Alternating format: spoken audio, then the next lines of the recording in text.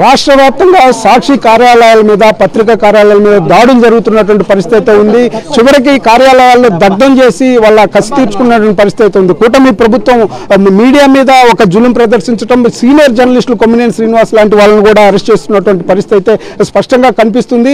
ఇంత జరుగుతుంది, మరి ఈ రాష్ట్రంలో శాంతి భద్రతలు ఉన్నాయా లేవా అనేటువంటి పరిస్థితుల్లోకి వచ్చింది. మన దగ్గర కడప ఎంపీ వైఎస్ అవినాష్ రెడ్డి గారు ఉన్నారు, ఆయనతో మాట్లాడదాం. చెప్పండి సార్, అసలు రాష్ట్రంలో జరుగుతున్న పరిస్థితులన్నీ మీరు చూశారు. సీనియర్ జర్నలిస్ట్ కొమ్మినేని శ్రీనివాస్ గారిని అరెస్ట్ చేశారు. ఆయన క్షమాపణలు చెప్పినప్పటికీ కూడా సాక్షి కార్యాలయాన్ని కూడా ఈ రోజు కూడా జగన్మోహన్ రెడ్డి గారి మీద ఒక దాడికి ప్రయత్నం చేశారు పొదిల్లో కూడా. ఎలా తీసుకుంటారు దీన్ని? ఇది తెలుగుదేశం పార్టీ ఒక పద్ధతి ప్రకారం ప్లాన్డ్గా వైఎస్ఆర్ కాంగ్రెస్ పార్టీ మీద కావచ్చు, సాక్షి యాజమాన్యం మీద కావచ్చు, ఒక పద్ధతి ప్రకారం ప్లాన్డ్ అటాక్ చేస్తూ ఉంది. దీంట్లో మెరిట్స్ అనేటివి అసలు పూర్తిగా పక్కదో పట్టించేసి కేవలం దీన్ని రాజకీయం చేసి పార్టీని, సాక్షి యాజమాన్యాన్ని పూర్తి స్థాయిలో ఇబ్బంది పెట్టాలనే ఒక ఆలోచనతో తెలుగుదేశం పార్టీ దీన్ని టేకప్ చేసింది. వాళ్ళ పార్టీ ఆఫీస్ నుంచి ఈ మాదిరి ఇన్స్ట్రక్షన్స్ రావడము, ధర్నాలు చేయమని, ర్యాలీలు చేయమని, సాక్షి ఆఫీసుల మీద దాడులు చేయమని, వాళ్ళ పార్టీ ఆఫీసుల నుంచి వచ్చే డైరెక్షన్ ప్రకారం ఇదంతా జరుగుతూ ఉంది. దీంట్లో ఒక్కసారి అంటే కాలం గడిచే కొద్దీ ఈ ఎల్లో మీడియా యొక్క విష ప్రచారం రోజు విని విని విని వినే కొద్దీ అసలు వాస్తవం ఏందనేది డైవర్ట్ అయిపోతూ ఉంది. అసలు జరిగింది ఏంది? కృష్ణంరాజు గారు తప్పు మాట్లాడినారు. ఎవరైనా సరే ఆడవారి పట్ల గౌరవంగా మాట్లాడాల్సిందే, గౌరవంగా బిహేవ్ చేయాల్సిందే. ఆ విషయంలో ఎవరు కాంప్రమైజ్ కావాల్సిన పని లేదు. కానీ కృష్ణంరాజు గారు ఒక మాట తప్పు మాట్లాడినారు కేఎస్ఆర్ గారి లైవ్ షోలో. దానికి కృష్ణంరాజు గారు క్షమాపణ చెప్పారు. కేఎస్ఆర్ లైవ్ షోలో కేఎస్ఆర్ గారు క్షమాపణ చెప్పారు. ఇంకా దాన్ని మళ్ళా సాక్షి యాజమాన్యానికి ముడిపెట్టడము, దాన్ని మళ్ళా జగన్మోహన్ రెడ్డి గారికి ముడిపెట్టడము ఎంతవరకు సమంజసము? ఇప్పుడు నేను ఏదైనా ఇప్పుడు మీతో మాట్లాడుతున్నా, నేను ఒక మాట ఏదైనా తప్పు మాట్లాడతాను అనుకోండి. ఉదాహరణకు నేను మాట్లాడిన తప్పుడు మాటకి నేను క్షమాపణ చెప్తా, కానీ మా పార్టీ అధ్యక్షుడో లేకుంటే ఇప్పుడు నాతో మాట్లాడిచ్చే సాక్షి యాజమాన్యమో క్షమాపణ చెప్పాలంటే వీలవుతుందా? సాధ్యమా? ఇది ఆల్రెడీ సాక్షి యాజమాన్యం కూడా క్షమాపణ ఈ కామన్ సెన్స్ అనేది మరి నిజంగా కేవలం దీన్ని ఒక డైవర్షన్కు వాడుకుంటా ఉన్నారు. జూన్ 4వ తేదీన వెన్నుపోటు దినం నాడు వైఎస్ఆర్ కాంగ్రెస్ పార్టీ కార్యకర్తలు, ప్రజలు ఈ ప్రభుత్వం పట్ల వ్యతిరేకతతో ప్రతి నియోజకవర్గంలో వేలాది మంది రోడ్లెక్కారు. వాళ్లకు నిజంగా ఒక సంవత్సర కాలంలోనే ఒంట్లో భయం పుట్టుకొచ్చింది.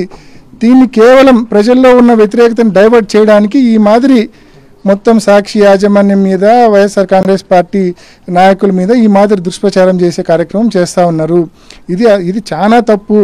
అంటే Telugu Desam party philosophy, yellow media philosophy ఏంటంటే రాష్ట్రంలో ఒక వర్గం మీడియానే ఉండాలా, ఆ వర్గం మీడియా మాదే ఉండాలన్న ఫిలాసఫీతో తెలుగుదేశం పార్టీ కానీ లేకుంటే ఎల్లో మీడియా కానీ పనిచేస్తూ ఉంది.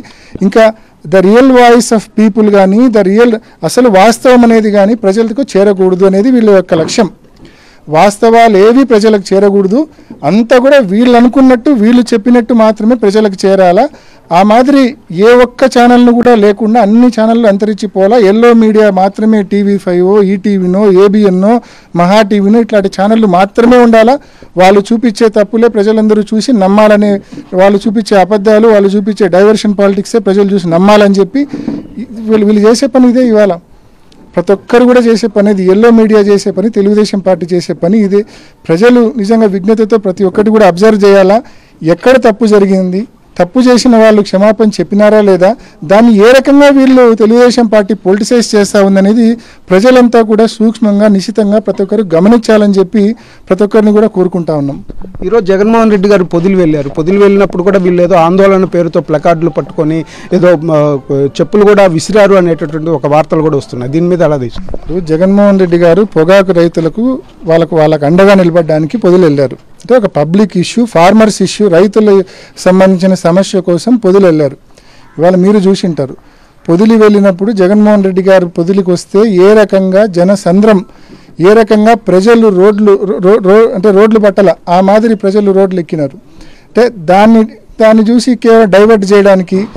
అంటే ఈరోజు చూడండి, జగన్మోహన్ రెడ్డి గారు రైతుల కోసం వచ్చింది, రైతుల కోసం పొగాకు రైతులకు అండగా నిలబడింది, వాళ్ళ తరపున మాట్లాడింది, ఎన్ని పక్కకి పోయి ఇటువంటి పనికిమాలిన ప్రశ్న ఒకటి వస్తుందంటే దానికి కారణం ఏంది? డైవర్షన్. ఈ డైవర్షన్ పాలిటిక్సే వాళ్ళకి కావాల్సింది. దాన్ని నమ్ముకొని అబద్ధాలను, డైవర్షన్ పాలిటిక్స్ను నమ్ముకొని రాజకీయాలు చేస్తూ ఉన్నారు వాళ్ళు. ప్రజలు కూడా ఇప్పటికే గమనించినారు, ఇప్పటికే విసిగిపోయినారు. కానీ చేసేదేం లేదు కాబట్టి ఒక 4 సంవత్సరాలు ఓపికగా ఉండి సమయం సందర్భం వచ్చినప్పుడు తెలుగుదేశం పార్టీ అంతరించిపోయే విధంగా సమాధానం తప్పకుండా ఇస్తారు ప్రజలు. ఇది పరిస్థితి. రానున్న రోజుల్లో తెలుగుదేశం పార్టీ అంతరించిపోయే విధంగా ప్రజలే సమాధానం చెప్తారని చెప్పేసి వైఎస్ అవినాష్ రెడ్డి చెప్తున్నారు. కెమెరామెన్ రాముతు శ్రీనివాస్, సాక్షి న్యూస్, కడప నుంచి.